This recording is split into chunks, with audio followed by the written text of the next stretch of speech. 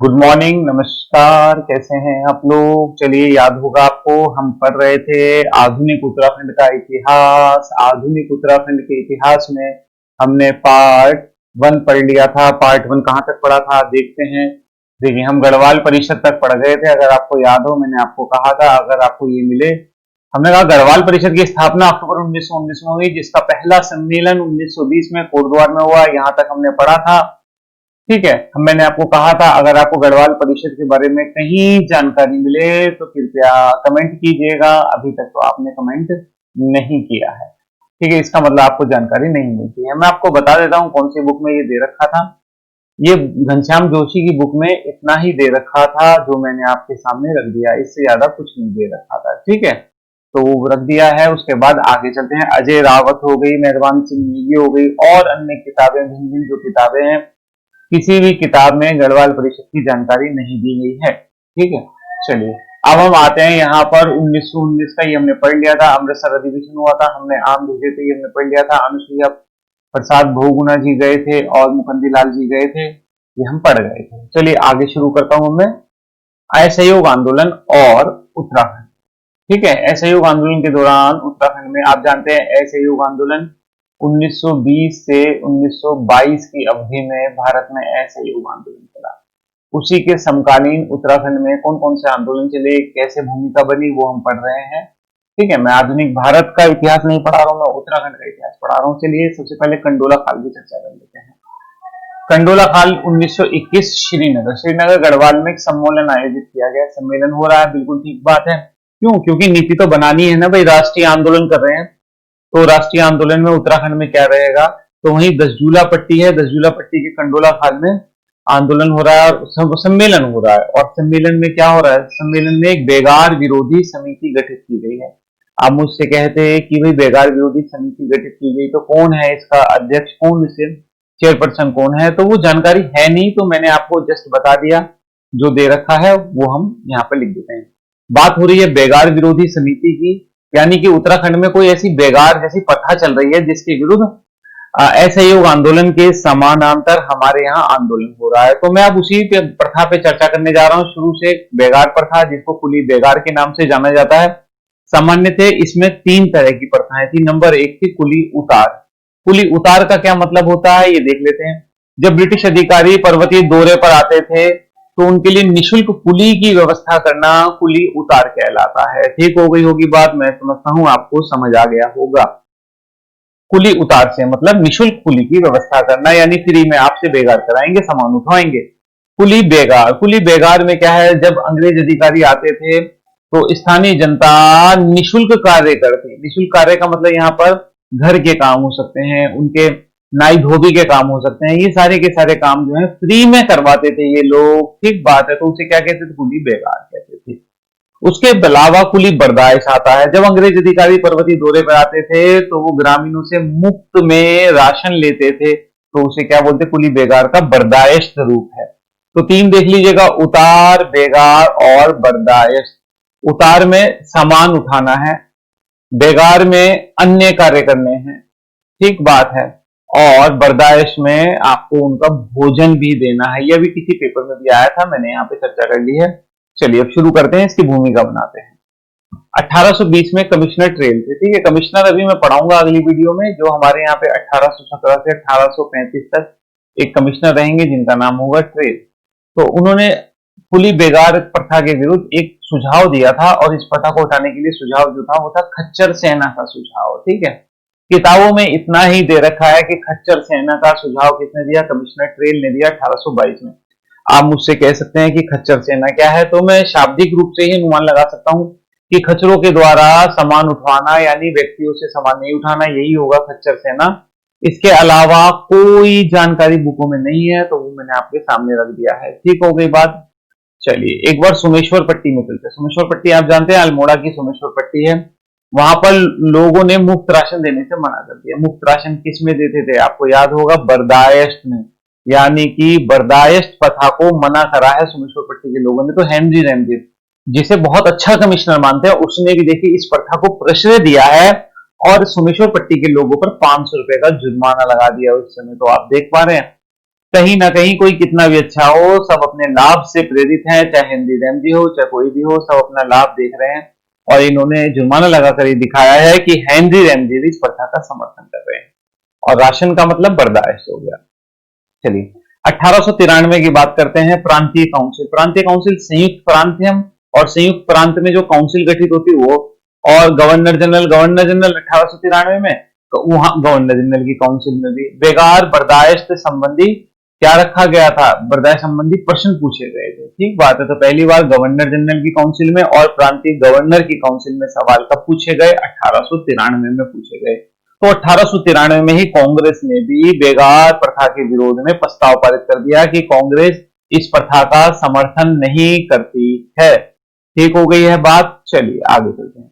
1903 की बात करते हैं। खत्याड़ी गांव में चलते हैं। खत्याड़ी गांव अल्मोड़ा में लोगों ने कहा कि हम बेगार नहीं देंगे। अच्छा, ठीक बात है। यहाँ बेगार से तात्पर्य क्या हो सकता है? पूरी बेगार, बर्दाश्त और आपका बेगार और उतार तीनों हो सकते हैं। उन्होंने कहा कि बेगार देने से मना कर दिया, तो इन पर मुकदमा चला दिया और मुकदमा चलाकर ब्रिटिश सरकार ने इनके ऊपर जुर्माना लगा दिया खत्याड़ी गांव के लोगों पे। खत्याड़ी गांव के लोगों ने क्या किया? इलाहाबाद हाई कोर्ट में अपील कर दी, याचिका दायर कर दी और न्यायालय ने ग्रामीणों को मुक्त कर दिया। न्यायालय ने यानी कि ये जुर्माना कैंसिल कर दिया। इसका तात्पर्य क्या निकलता है? इसका तात्पर्य ये निकलता है कि न्यायालय ने इस प्रथा को गलत बताया है। हालांकि ये प्रथा बंद नहीं हुई है, लेकिन न्यायालय ने तात्कालिक रूप से जो केस आया खत्याड़ी गांव का, उसमें ग्रामीणों की विजय हुई है। कब आया है केस? 1903 की ये घटना है। आप देख लीजिए, लोगों की जागरूकता देखिए। 1903 में लोग का इलाहाबाद हाई कोर्ट गए अल्मोड़ा से। ठीक होगी बात। देखिए संगठन में ही शक्ति होती है और इन्होंने आज से 117 साल पहले भी ये करके दिखाया है खत्याड़ी गांव के लोगों ने। चलिए नेक्स्ट चलता हूं मैं। चलिए पहले देख लू यहाँ पर क्या क्या क्वेश्चन हमने देखे, मैं हाईलाइट कर देता हूं एक बार, आपको अच्छा लगेगा। 1822 में कमिश्नर ट्रेन ने खच्चर सेना का सुझाव दिया। क्वेश्चन एक ये बन जाता है। सुमेश्वर पट्टी पे लोगों पर 500 रुपए जुर्माना किसने लगाया था? हेनरी रैमजे ने लगाया था। कारण मुफ्त राशन नहीं देना। मुफ्त राशन का मतलब क्या होता है? मुफ्त राशन का मतलब है कुली बर्दाश्त। ये लिखा मैंने। ठीक है। प्रांतीय काउंसिल यानी गवर्नर की काउंसिल और गवर्नर जनरल की काउंसिल में बेगार प्रथा के विरुद्ध प्रश्न कब पूछे गए हैं? 1893 में। भारतीय राष्ट्रीय कांग्रेस के किस अधिवेशन में बेगार के विरोध में प्रस्ताव पास किया गया? तो 1893 के अधिवेशन में। अब मैं आपको यहाँ क्वेश्चन बताता हूं, आपको नोट देखना है कि जब 1893 में भारतीय राष्ट्रीय कांग्रेस ये कह रही है कि बेगार के विरोध में प्रस्ताव पास कर रही है, तो यहाँ पर कांग्रेस का अध्यक्ष कौन था? ये आपको चेक करना चाहिए। और उस समय कांग्रेस का ये सम्मेलन 93 में कहां हुआ है, ये भी आपको चेक कर लेना चाहिए, आपके काम आएगा। फिर 1903 में आते हैं 10 साल बाद, यानी 1893 के 10 साल बाद खत्याड़ी गांव अल्मोड़ा लोगों ने बेगार देने से मना किया। कोर्ट में भी गए। कोर्ट में भी कौन सी? इलाहाबाद हाई कोर्ट में गए। हाई कोर्ट ने इस जो जुर्माना लगाया था ग्रामीणों पर, उसे खारिज कर दिया है। मैं समझता हूं आपको समझ आया होगा। चलिए नेक्स्ट, कुली एजेंसी। देखिए कुली प्रथा के विरुद्ध एक कुली एजेंसी का सुझाव 1908 में आया। 1908 में किसने दिया? पौड़ी के तहसीलदार थे। तहसीलदार का नाम क्या? जोध सिंह नेगी। क्या है कुली एजेंसी? कुली एजेंसी जो इन्होंने बनाई उसका नाम देख लीजिए पहले, transport and supply cooperative association. मतलब कुली बेगार प्रथा को कहीं ना कहीं एक संगठित रूप दिया जा रहा है। और इसमें क्या कहा गया? इसमें कुछ कुली अपॉइंट किए जाएंगे, वो कुली कुली का काम करेंगे और उन कुली को तनख्वाह मिलेगा। ग्रामीण खुद नहीं करना चाहते, लेकिन 1-1 रुपए प्रति परिवार से लेकर के ये कुलियों का खर्चा उठाएंगे। कहीं ना कहीं ये भी तो अभिशाप ही है। भाई ठीक है, आप मेरे से नहीं करवा रहे, लेकिन आप किसी से भी करवा रहे हैं, उसके बदले में उसे मेहनताना भी दे रहे हैं, लेकिन आप मेरे से तो बेमतलब में ले रहे हैं ना, आप जो पैसे ले रहे हैं। तो ये कुली एजेंसियों का फिर भी खैर कंसीडर कर लेते हैं इसे। कुली एजेंसियों की स्थापना की गई किसने? तहसीलदार थे जोध सिंह नेगी। 1908 की बात है ना। चलिए अब एजेंसियां सही चलें, इसके संचालन के लिए एक समिति बनाएगी। समिति के अध्यक्ष कौन थे? आपके तारादत्त गैरोला के नेतृत्व में समिति बनी थी। ठीक है, दोनों क्वेश्चन हो गए, मैं साथ साथ हाईलाइट भी कर दिए। चलिए कुमाऊं परिषद का 1920 में सम्मेलन हो रहा है। बिल्कुल ठीक बात है। मथुरा दत्त नेतानी ने कुली बेगार संबंधी प्रस्ताव रखा था। ठीक है, याद कर लीजिएगा, पीछे मैं आपको पढ़ा चुका हूं कुमाऊं परिषद के अधिवेशन में। ऐसा ना हो कि वहां 19 भी हो 20 भी हो, तो दोनों में ही है, लगातार प्रस्ताव रखे जा रहे हैं। ठीक बात है। चलिए उसके बाद 1 जनवरी की बात कर लेते हैं। जनवरी का महीना शुरू हो गया। 1921 की बात है। चामी गांव की बात है। चामी गांव कहां है? कत्यूर के निवासियों ने हरू मंदिर में गए, हरू मंदिर में सभा करी और सभा करके क्या कहा कि हम कुली प्रथा नहीं बर्दाश्त करेंगे, हम कसम खाते हैं चाहे कुछ भी हो जाए। ठीक है, हरू मंदिर के चामी गांव के लोगों ने। फिर आप जानते हैं मकर संक्रांति को बागेश्वर का उत्तरायणी मेला हो रहा है। उत्तरायणी मेला में लगभग 105 साल से चली आ रही, 105 साल मतलब 1815 से 1921 तक इस प्रथा को बंद कर दिया, अंत कर दिया। ग्रामीण इकट्ठे हुए, 40,000 लोग इकट्ठे हुए थे। ठीक है, और इस प्रथा से संबंधित जो कागज थे ना, एक्चुअल में पटवारी लोग क्या करते थे, पटवारी लोग ग्रामीणों का नाम लिख के रखते थे और जिससे बेगार करानी उसका नाम लिख कर रखते थे। ठीक है, तो वो कागज वगैरह सब रजिस्टर कहाँ, सरयू नदी में बहा दिए गए। उत्तरायणी मेले की ये बात है। चलिए, इसी आंदोलन का नेतृत्व जो कर रहे थे ना बागेश्वर में, वो कर रहे थे बद्रीदत्त पांडे। बद्रीदत्त पांडे को कुमाऊं केसरी की उपाधि भी इसी दौरान मिली थी। ठीक हो गई बात। चलिए, ठीक हो गई है बात। और क्या क्वेश्चन है इसके वो देख लीजिए आप। चलिए, कह रहा इस आंदोलन के दौरान, अच्छा जब बागेश्वर में आंदोलन हुआ तो डिप्टी कमिश्नर कौन है, डाइविल है। डाइविल ने कहा था मैं जनता को गोलियों से भून लूंगा, पुलिस बुला ली थी उसने, पूरी मिलिट्री बुला ली थी। लेकिन बद्रीदत्त पांडे ने कहा, बद्रीदत्त पांडे ने कहा कितनी लाशें उठाओगे, कितनी गोली चलाओगे, 40,000 लोग हैं यहाँ पे, आप चलाइए गोली। तो डाइविल को अपना निर्णय बदलना पड़ा। ये एक बार फिर दिखाता है संगठन और एकता में कितना बल है। ठीक हो गई बात। बागेश्वर में ये आंदोलन हुआ, बागेश्वर के बाद ये आंदोलन संपूर्ण उत्तराखंड में फैल गया। ठीक हो गई बात। इसी आंदोलन के दौरान मार्च 1921 अन्य क्षेत्रों में भी बेगार को मना होने लगा ना, तो मोहन सिंह मेहता को गिरफ्तार किया गया था। ब्रिटिश कालीन जो कुमाऊं था, कुमाऊं कमिश्नरी में पहले बार किसी स्वतंत्रता संग्राम सेनानी की राजनीतिक गिरफ्तारी है। राजनीतिक गिरफ्तारी किसी आंदोलन को करते हुए, ऐसे नहीं कि कोई बम फोड़ दिया, गिरफ्तारी नहीं, इससे पहले हुई होंगी, लेकिन ये कैसी है, राजनीतिक गिरफ्तारी है।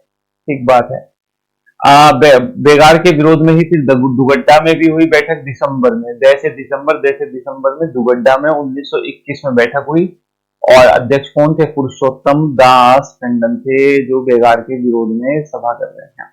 1923 में उत्तराखंड में कुली बेगार पूरी तरह बंद हो गई। तो यहाँ पर एक दो क्वेश्चन आपको देख लेने चाहिए, मैं आपको बता देता हूँ। देखिए, 1815 में अंग्रेजों ने कब्जा किया था और 1921 105 साल बाद ये प्रथा बागेश्वर में बंद हुई है ना, बागेश्वर में रजिस्टर बहा दिए। पूरे उत्तराखंड में कब बंद हुई है, 1923 में। ये आपके यहाँ पेपर में क्वेश्चन भी आ गया था। ठीक है, तो मैं इसलिए यहाँ पर हाईलाइट कर देता हूँ दोनों बातों को। ठीक है, इस आंदोलन के दौरान गांधी जी कितने प्रेरित थे। गांधी जी ने तो इस आंदोलन को कहा था कि भाई ये रक्तहीन क्रांति है। भाई आपने एक लक्ष्य रखा, 105 साल पुरानी प्रथा को आपने क्या कर दिया, समाप्त कर दिया, और बिना गोली चले, बिना खून बहे, तो इसे क्या बोलेंगे, रक्तहीन क्रांति। स्वामी सत्यदेव ने क्या कहा था, भाई साहब ये असहयोग की प्रथम ईंट है, मतलब असहयोग से ज्यादा सफल आंदोलन, भारत से सफल आंदोलन उत्तराखंड में हुआ, उस समय कुली बेगार था। ठीक है, तो याद रखिएगा स्वामी सत्यदेव, पिछली वीडियो में इनके बारे में भी पढ़ चुके हैं हम। चलिए नेक्स्ट आता हूं मैं। अब देख लेते हैं, यहाँ पर दो तीन क्वेश्चन है जो 25 फरवरी 1928 को, आप जानते हैं साइमन कमीशन आया था। मैं आपको भूमिका बता दूं, 1919 का जब अधिनियम पास हुआ था ना, मैं आपको जो पिछली वीडियो में पढ़ाए हैं अधिनियम, उसमें यह कहा गया था कि इसकी 10 वर्ष बाद व्याख्या होगी। कितने वर्ष बाद, 10 वर्ष बाद।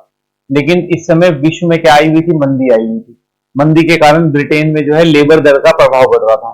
लेबर दल का प्रभाव बढ़ रहा था तो वहां चुनाव होने वाले थे, तो जो रूढ़िवादी दल था ना, उसे लग रहा था कि तुम चुनाव हार जाओगे, तो उसने क्या किया, ये जो 1919 का अधिनियम 1921 में लगा था, तो या तो 10 साल बाद या तो 31 में लाते, इसकी व्याख्या करते, या फिर 29 में करते। इन्होंने क्या करा, इन्होंने 1927 में ही एक कमीशन बना दिया जिसका नाम था साइमन कमीशन, क्योंकि ये नहीं चाहते थे कि अगर हमारी सरकार इंग्लैंड में नहीं रही तो दूसरा दल ला करके कोई ऐसी व्यवस्था करे, क्योंकि सरकार के लोगों के ही तो पैसे लगे हुए थे भारत में।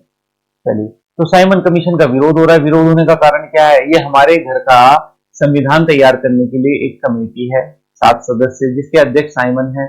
और भाई साहब, इसमें एक भी व्यक्ति भारतीय नहीं है। अगर मैं आपके घर का बजट बनाने लगूं तो क्या मैं बना पाऊंगा, आपको रसोई में, मैं आपकी रसोई मैनेज नहीं कर सकता, क्योंकि आप चावल ज्यादा खाते हैं, मैं रोटी ज्यादा खाता हूं, तो मैं अपने पूर्वाग्रहों से ग्रस्त होकर आपकी रसोई के लिए आटा ज्यादा भिजवा दूंगा। लेकिन आप कहेंगे हम तो आटा ज्यादा खाते नहीं, आप कोई सी दाल खाते हैं, आप वेज खाते हैं, नॉन वेज खाते हैं। भाई साहब, जिसकी रसोई है अगर वही उसमें शामिल नहीं होगा तो कैसे चलेगा। इसी तरह जो देशवासी हैं, अगर आप संविधान बनाते हुए जिनके ऊपर संविधान लागू होना है, उन देशवासियों को आप इस कमीशन में नहीं शामिल करेंगे तो ये सक्सेस नहीं हो सकता। इसी कारण से हम विरोध कर रहे हैं। विरोध करते हुए प्रांतीय काउंसिल में बैरिस्टर मुकुंदी लाल ने साइमन कमीशन का प्रस्ताव रखा। प्रांतीय काउंसिल समझ गए, गवर्नर की काउंसिल में किसने रखा है? बैरिस्टर मुकुंदी लाल ने। इंपॉर्टेंट बात है, ये छोटी मोटी बात नहीं है, ठीक है। अभी मैंने कहा था ना 1893 में बेगार प्रथा का सवाल पूछा गया था प्रांतीय काउंसिल में। अब यहां पर साइमन कमीशन के विरोध का प्रस्ताव रखा गया प्रांतीय काउंसिल में, और रखने वाले व्यक्ति कौन है? बैरिस्टर मुकुंदी लाल। वोटिंग हुई, देखिए 56 वोट से जीत गए बैरिस्टर मुकुंदी लाल। 55 वोट पड़े विरोध में, तो एक वोट से क्या हुई? एक वोट से मुकुंदी लाल का प्रस्ताव पास हो गया है और सरकार को हार का मुंह देखना पड़ा। ठीक हो गई बात।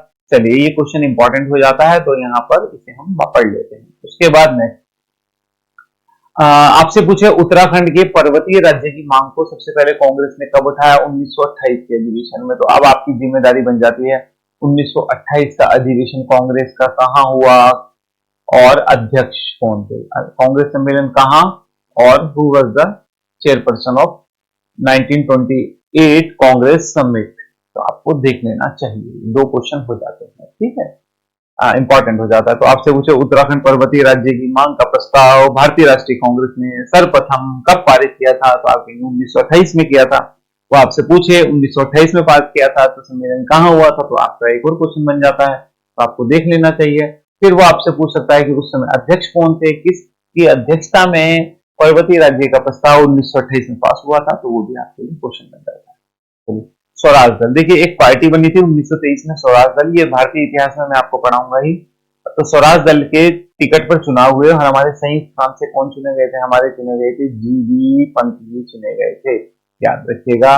संयुक्त फ्रांस से स्वराज दल के टिकट पर चुनाव किसने लड़ा था? गोविंद बल्लभ पंत ने लड़ा और वो विजयी हुए। चलिए, उसके बाद 1-2 क्वेश्चन और है। एक पीसी जोशी भी रहेंगे हमारे यहाँ के, और 1934 में पीसी जोशी उत्तर प्रदेश विधानसभा के सचिव बने थे, तो इंपॉर्टेंट क्वेश्चन हो जाता है आपके लिए। और 1936 में भारतीय कम्युनिस्ट पार्टी के महासचिव बने। ये क्वेश्चन ना उत्तराखंड का डिग्री कॉलेज का एक परीक्षा हुई थी, उसमें इतिहास में ये क्वेश्चन आया हुआ था, ठीक है। तो कौन व्यक्ति उत्तराखंड से जो भारतीय कम्युनिस्ट पार्टी के महासचिव के पद पर रहे हैं, तो उनका नाम है पीसी जोशी। तो 2 क्वेश्चन हो जाते हैं, ये भी इंपॉर्टेंट हो जाता है, ये भी इंपॉर्टेंट हो जाता है। सामान्यतः सारे ही इंपॉर्टेंट है, मैं इंपॉर्टेंट का ही संकलन लाया हूं। और हरिप्रसाद टमटा, देखिए टमटा जी को मैं अलग से पढ़ाऊंगा। किस में पढ़ाऊंगा आपको बताता हूं, मैं शिल्पकार आंदोलन पढ़ाऊंगा तो उनकी भूमिका पढ़ाऊंगा, लेकिन यहाँ पे एक क्वेश्चन था तो मैंने डाल दिया, ठीक है। अखिल भारतीय ऑल इंडिया दलित संस्था के उपाध्यक्ष रहे हैं उत्तराखंड से, जिनका नाम है हरिप्रसाद टमटा। ये भी आपको याद कर लेना चाहिए। कब टेन्योर इनका क्या है? 1934 से 1936 इनका टेन्योर है, 6 साल तक रहे हैं ना। चलिए, अब चलते हैं आगे किसी आंदोलन पे। चलिए देखते हैं दुगड्डा सम्मेलन 1930 में। दुगड्डा सम्मेलन देखिए अब भूमिका बन रही है। अगर जो मैं बात करूं भारतीय राष्ट्रीय स्तर पर, इससे में क्या होगा? भारतीय राष्ट्रीय स्तर पर गांधी जी आंदोलन शुरू करेंगे जिसका नाम होगा सविनय अवज्ञा आंदोलन। तो गांधी जी सविनय अवज्ञा आंदोलन शुरू करेंगे, तो उसके समकालीन हमारे यहाँ पे जो आंदोलन होंगे उन्हीं की बात करते हैं, उन्हीं की भूमिका बनाते हैं। दुगड्डा सम्मेलन, दुगड्डा आप जानते हैं कोटद्वार है। यहाँ पर एक सम्मेलन हो रहा है जिसका नाम अध्यक्ष है प्रताप सिंह नेगी, और जहरी खाल में झंडा सत्याग्रह किसने किया? पौड़ी में बलदेव सिंह आर्य। बलदेव है ये, बालदेव नहीं है, बलदेव सिंह आर्य ने। अब आप मेरे से पूछ सकते हैं कि भाई साहब ये बताइए कि सर आप यहाँ पर झंडा सत्याग्रह क्या है? मैं आपको बताता हूं। देखिए हमारा ध्वज फहराने को लेकर के अल्मोड़ा में झगड़ा हो गया था, तो ब्रिटिश सरकार विरोध कर रही थी कि मैं ध्वज नहीं फहराने दूंगी। अब हो गया झगड़ा, झगड़ा हो गया तो अब ब्रिटिश सरकार का तो विरोध करेंगे, हम झंडा फहरा के दिखा रहे हैं। तो जहरी खाल में कौन झंडा सत्याग्रह कर रहे हैं? बलदेव सिंह आर्य कर रहे हैं। तो ये आपके लिए क्या हो जाता है? इंपॉर्टेंट क्वेश्चन हो जाता है। कब की बात है? ये बात 1930 की है, ठीक होगी मैं। और दुगड्डा सम्मेलन हुआ था, इसी को लेकर के दुगड्डा सम्मेलन के अध्यक्ष थे प्रताप सिंह नेगी। चलिए नेक्स्ट चलता हूं और शुरू करते हैं। आ गया देखिए सविनय अवज्ञा आंदोलन, ठीक है, या नमक सत्याग्रह या और उत्तराखंड। देखिए गांधी जी ने इस आंदोलन में 12 मार्च से 6 अप्रैल तक दांडी मार्च किया था, है ना, दांडी मार्च। आप कोई कहेंगे 5 मार्च, लो 5 मार्च कर दिया तो 6 मार्च को नमक कानून, 6 अप्रैल को नमक कानून तोड़ा था। 5 अप्रैल तक यात्रा की थी, 240 मील कितनी थी, और 6 अप्रैल को इन्होंने नमक कानून तोड़ा। तो जैसे ही नमक कानून तोड़ा गांधी जी ने, वैसे ही आंदोलन शुरू हो गया जिसका नाम है सविनय अवज्ञा। सविनय, विनय मतलब प्रेम सहित, अवज्ञा आपका कहना नहीं मानेंगे, हम आंदोलन कर रहे हैं, मतलब ब्रिटिश सरकार का विरोध करना है। एक तरह से असहयोग का ही रूप है ये, कि भाई हम ऐसा नहीं कि आपका कहना नहीं मानेंगे, जैसे ढीठ बन जाते हैं, हम आपका कहना मानेंगे नहीं, आपकी गलत नीतियों को हम एक्सेप्ट नहीं करेंगे। ये है सविनय। और ऐसा नहीं कि हम हिंसा करेंगे, सविनय प्रेम पूर्वक आपसे कहेंगे जो आपको करना कर लो, हम नहीं करेंगे। यही है सविनय अवज्ञा आंदोलन। और नमक इससे जुड़ा हुआ है क्योंकि नमक सत्याग्रह, क्योंकि गांधी जी ने इस समय ब्रिटिश सरकार नमक पर टैक्स लगा रखा था, तो नमक पर टैक्स को लेकर के देशवासी जो थे, जनजातीय लोग परेशान थे, तो गांधी जी ने नमक कानून का उल्लंघन किया था, इसलिए इसे नमक सत्याग्रह कहते हैं। और उत्तराखंड में क्या हुआ वो देख लेते हैं। चलिए, गांधी जी ने जब दांडी मार्च किया था तो हमारे यहाँ से कौन गया था, कुमाऊं से, ओहो, ज्योतिराम कांडपाल, ज्योति लेके गए, आशा की ज्योति लेके गए हैं ज्योतिराम कांडपाल। जो गांधी जी की जब गिरफ्तारी हुई थी नमक सत्याग्रह में, तो ज्योतिराम कांडपाल कहाँ थे, गांधी जी के साथ थे। ठीक है, हमारे यहाँ से नमक सत्याग्रह में गिरफ्तारी देने वाले व्यक्ति हुए ज्योतिराम कांडपाल। चलिए, इस यात्रा में और कौन व्यक्ति थे, और भैरव दत्त जोशी भी थे, और गोरखा वीर खड़क बहादुर भी थे। लेकिन गिरफ्तार कौन हुए थे, गिरफ्तार ज्योतिराम कांडपाल हुए थे। तो 3 लोग थे, 1, 2 और 3। गिरफ्तार हुए ज्योतिराम कांडपाल। ऐसे तो लिखा है किताबों में 3 लोग थे, लेकिन आप सब पूछते गिरफ्तार कौन हुए थे, तो आपको बताना पड़ेगा।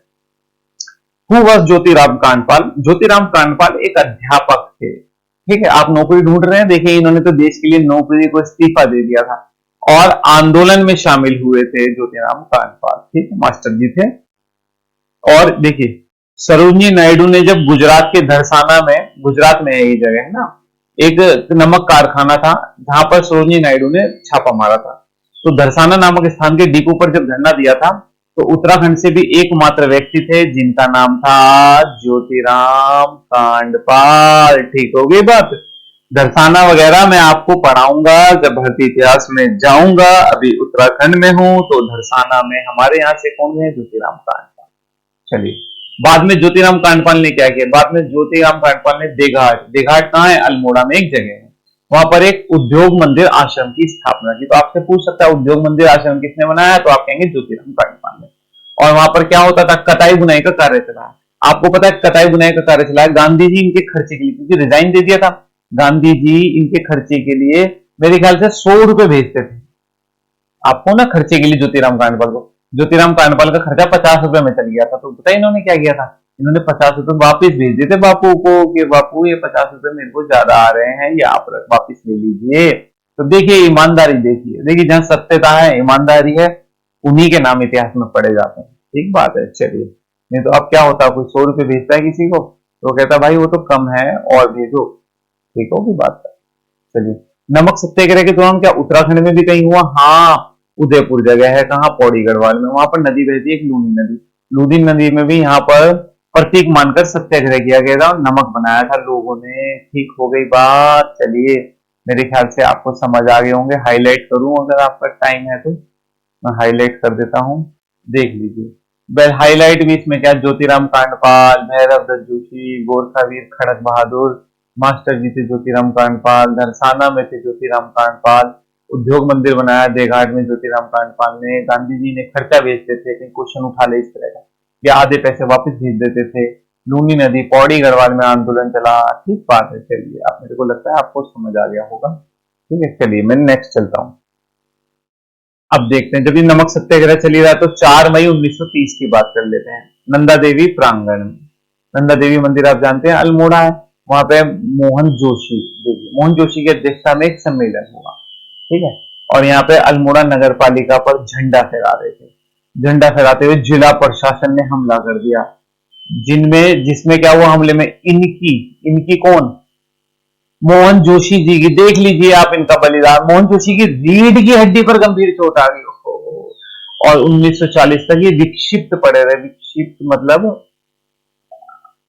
आप समझ लीजिए घायल पड़ रहे, इतनी भयंकर चोट आ गई थी। विक्षिप्त है, विक्षिप्त का मतलब घायल होता है, और बीमार रहे 1940 में।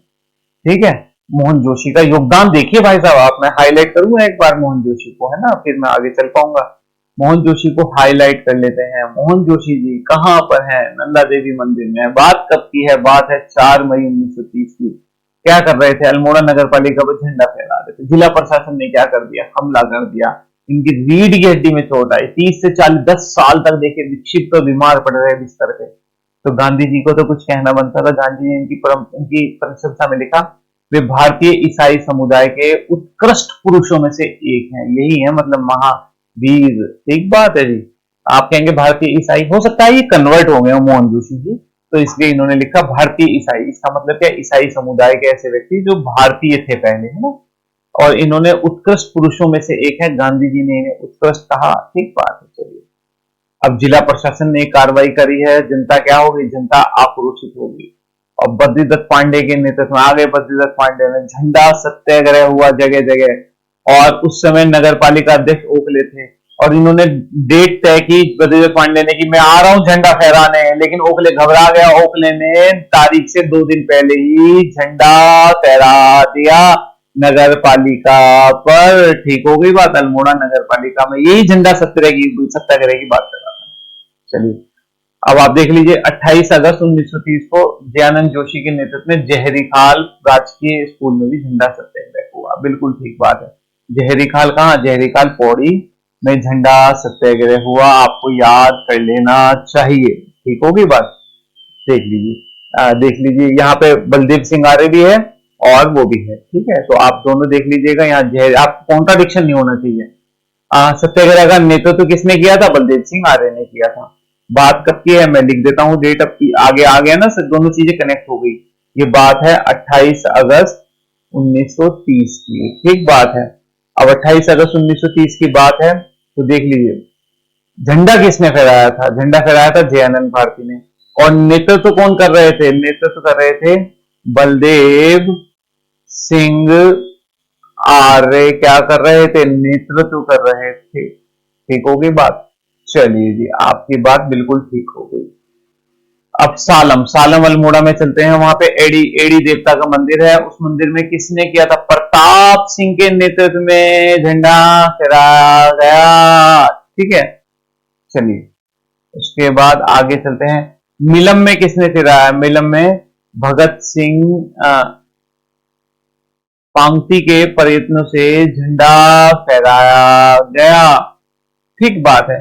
चलिए, तो दोनों हो गए। मैं हाईलाइट कर देता हूं, आपको सुविधा रहेगी। ठीक है, देखिए हाईलाइट करते हैं। चलिए, सबसे पहले मोहन जोशी की बात कर लेते हैं। ये तो हमने कर ही लिया था। अब प्रताप सिंह कहाँ है? एड़ीधो में है। और मिलम में कौन है? भगत सिंह पांगती। आपको याद करने हैं ये मिलम के हीरो कौन है? भगत सिंह पांगती हैं। ठीक है, इनका नाम नहीं सुने होंगे आपने। अब देखिए पिथौरागढ़ में किसके नेतृत्व में हुआ? पिथौरागढ़ में प्रयाग दंत पंत गिरफ्तार हुए और इनकी संपत्ति भी कुर्क कर दी गई। देख लीजिए बलिदान, पैसे पिथौरागढ़, पैसे प्रयाग दंत। ये आपको याद करने हैं कैसे। नमक सत्याग्रह, नमक सत्याग्रह में कहां से कौन कौन कर रहा है।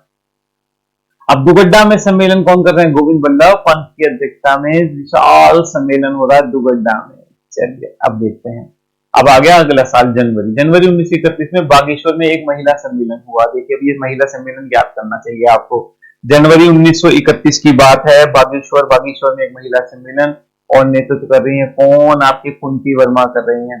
और इन्होंने इस सम्मेलन में क्या करा? विदेशी कपड़ों का बहिष्कार किया। कुंती वर्मा, मंगला देवी, जीवंती देवी, भगीरथी देवी, पद्मा देवी, धनी देवी को गिरफ्तार किया गया। या उत्तराखंड में महिलाओं की सत्याग्रहियों की पहली गिरफ्तारी थी। याद करना चाहिए भाई साहब आपको। ऐसा नहीं कि 2 महिला याद कर लिया, अरे इनका बलिदान देखिए और याद करिए।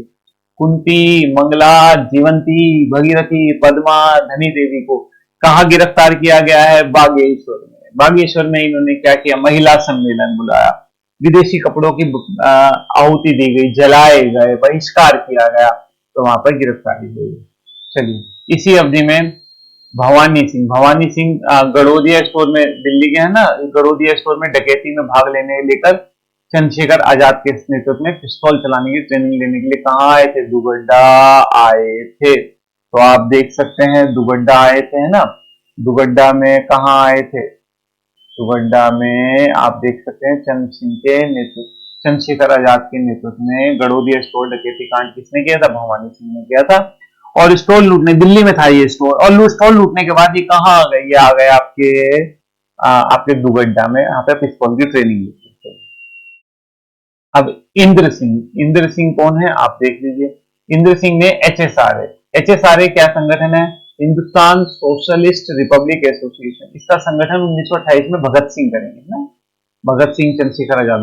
और नौजवान सभा, नौजवान भारत 1926 की भगत सिंह की संस्था थी तथा इसमें दोनों में भाग ले रहे हैं। भाग कौन ले रहे हैं, आपके इंद्र सिंह भाग ले रहे हैं। और मद्रास बम कांड में भी इन्होंने भाग लिया था और पकड़े गए इंद्र सिंह। इंद्र सिंह को कितने साल की सजा हुई, 20 साल की काला पानी की सजा हुई इंद्र सिंह को। है नहीं इंपॉर्टेंट बात, आपके लिए इंपॉर्टेंट है, याद करना चाहिए। बच्चू लाल, बच्चू लाल किस कांड में शामिल थे, ऊटी बैंक डकैती में भाग लिया था, पकड़े जाने पर 18 साल की सजा हुई। देखिए आप समर्पण, देखिए भाई साहब। तो ठीक है, यहाँ पर मेरे को लगता है ये पेज पूरा हो गया है, जो भी क्वेश्चन है आपने देख लिए होंगे। चलिए अब पेशावर कांड के आते हैं, यहाँ से चर्चा करते हैं। देखिए बात पेशावर कांड लिखा है, चंद्र सिंह भंडारी लिखा है, चंद्र सिंह गढ़वाली लिखा है। ये गढ़वाली नाम इन्हें पता है किसने दिया था, गांधी जी ने दिया था। किसने दिया था, गांधी जी ने दिया था। ठीक है, चलिए अब इनके बारे में बात। जन्मदिन हुआ 25 दिसंबर 1891 को, याद करना चाहिए आपको। 25 दिसंबर को आपको क्या क्रिसमस मनाते हैं आप, आपको क्या मनाना चाहिए, आपको चंद्र सिंह गढ़वाली का जन्म दिवस मनाना चाहिए।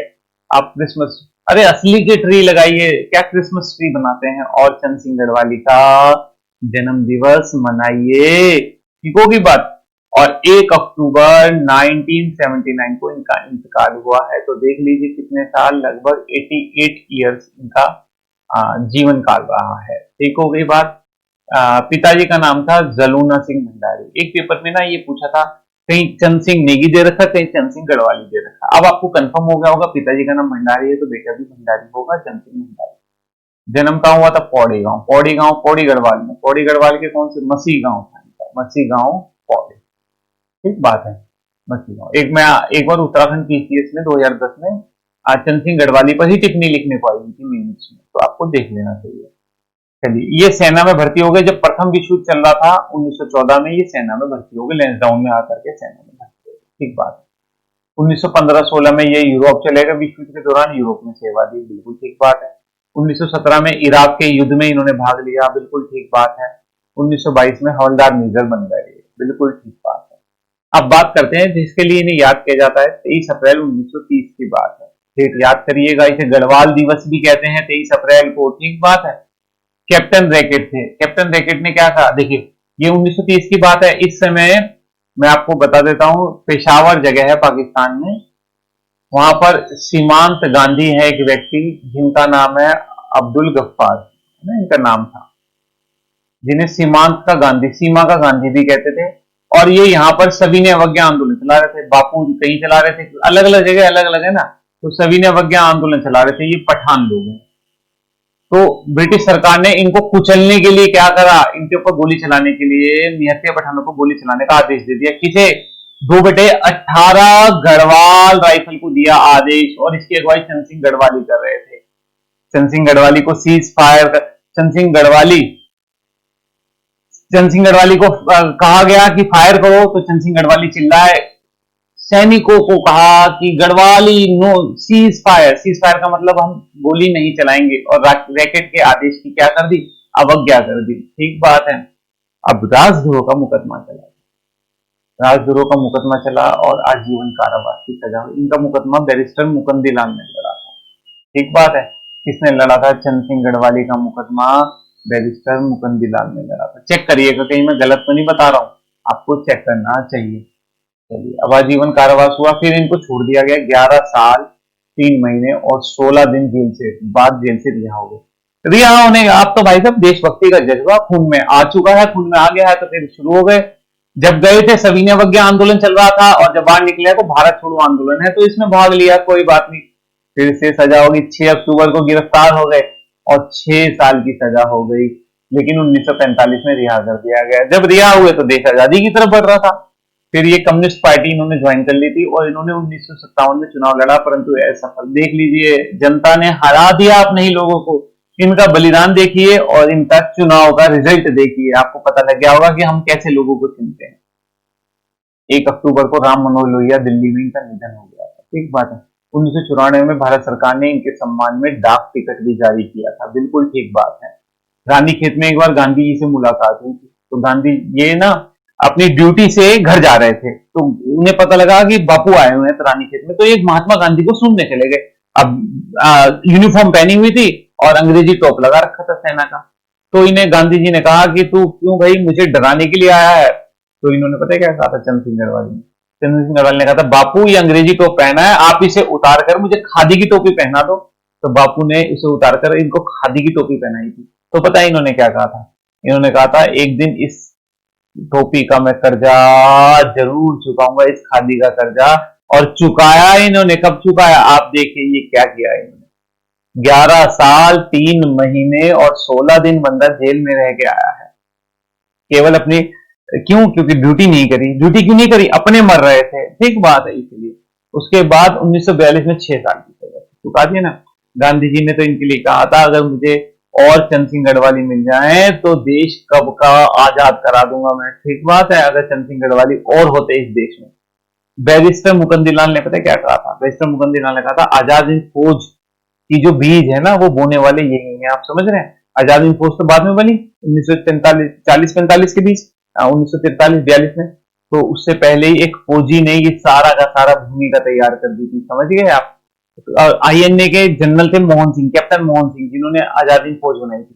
उन्होंने क्या कहा था? उन्होंने कहा कि मैं तो पेशावर कांड ने ही हमें आजाद हिंद फौज को संगठित करने की प्रेरणा दी है। तो देखिए कितनी गहरी बात कह दी। आप ऐसे मत सोचिए चंद्र सिंह गढ़वाली का। तो अब आप ध्यान रखिएगा कि हमें 1 अक्टूबर 25 दिसंबर को हमें क्या मनाना है।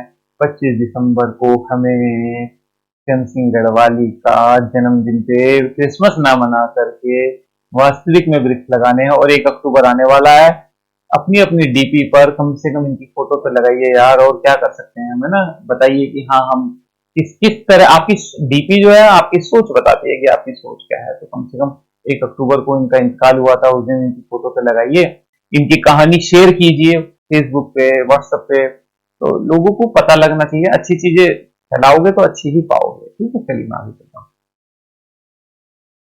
अमन सभा। चलिए, अंग्रेजी सरकार ने एक सभा बनाई जिसका नाम था अमन सभा। ठीक है, देखिए कब बन रही है? नवंबर 1930 में। नवंबर 1930 में कहा बन रही? पौड़ी में। बिल्कुल देख लीजिए, क्वेश्चन आया आपके वीडियो के पेपर में शायद। अमन सभा किसने बनाई? इस संस्थापक है ब्रिटिश सरकार। उद्देश्य क्या है? कांग्रेस का विरोध करने के लिए, उत्तराखंड में कांग्रेस का विरोध करने के लिए नवंबर 1930 में अमन सभा का गठन किया गया है। चलिए, अब संयुक्त प्रांत का हिस्सा था उस समय उत्तराखंड। उसके गवर्नर कौन थे? Malcolm Hailey. अब मेलकम हेली को संयुक्त प्रांत के गवर्नर थे, उन्हें बुलाया गया कि अमन सभा का सम्मेलन हो रहा है, पौड़ी में आइए। दरबार लगाया गया। पता है क्या लगाने के लिए? ये दिखाने के लिए यहाँ के लोगों ने, यहाँ के ब्रिटिश लोगों ने, कि यहाँ पर तो कांग्रेस जैसे कोई आंदोलन है ही नहीं, आप आइए हमारी सभा में, देखिए कुछ भी नहीं होने का। अब मेलकम हेली के सामने अगर इस तरह का होता, कोई भी विरोध ना होता, तो मेलकम हेली समझता उत्तराखंड में तो आंदोलन चल ही नहीं रहा। तो आप कैसे भूल गए? जयानंद भारती, जयानंद भारती घुस गए सभा में झंडा लेकर और हेली के सामने ही राष्ट्रीय ध्वज को फहरा दिया 6 सितंबर 1932 को, दिखा दिया कि ये सब झूठ है, यहाँ राष्ट्रीय आंदोलन चल रहा है। उत्तराखंड ब्रिटिश सरकार के साथ नहीं बल्कि भारतीय राष्ट्रीय कांग्रेस और चलने वाले राष्ट्रीय आंदोलन के साथ खड़ा है। ठीक होगी बात? तो ये पेपर में डेट भी आई हुई है 6 सितंबर 1932, टीचर्स डे से नेक्स्ट डे। चलिए मैं नेक्स्ट घटना पे चलता हूँ। रवाई कांड और तिलाड़ी कांड। टिहरी में एक घटना घटी है, उसकी हम बात कर लेते हैं।